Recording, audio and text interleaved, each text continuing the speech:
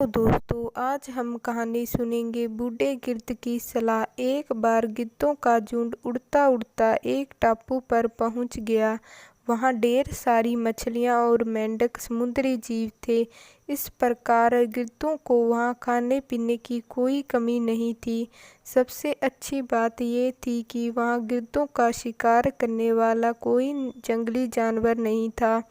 गिद्ध वहाँ बहुत खुश थे। उन झुंडों में अधिकांश गिद्ध युवा थे। वे सोचते जीवन भर यहीं रहेंगे, इतना आरामदायक जीवन कहीं नहीं मिलेगा।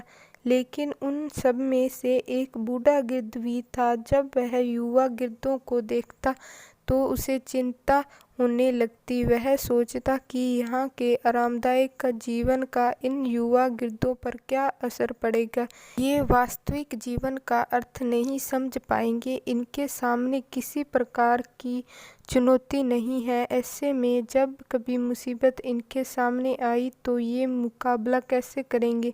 बूढ़े गिद्ध ने सभी गिद्धों की सभा बुलाई। अपनी चिंता जताते हुए सबसे बोला, इस टापू में रहते हुए हमें बहुत दिन हो गए हैं।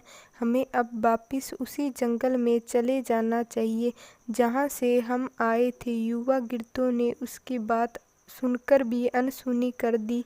उन्हें लगा कि बढ़ती उम्र के असर से बूढ़ा गिद्ध सठिया गया है, बेकार की बातें कर रहा है।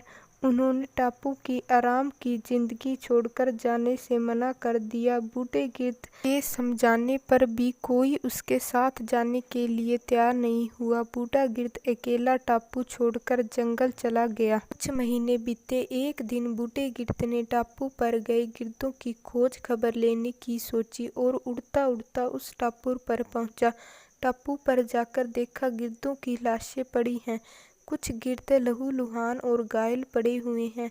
हैरान बूढ़े गिद्ध ने एक घायल गिद्ध से पूछा, यह कैसे हुआ। घायल गिद्ध ने बताया, आपके जाने के बाद हम इस टापू पर मजे से जिंदगी जी रहे थे।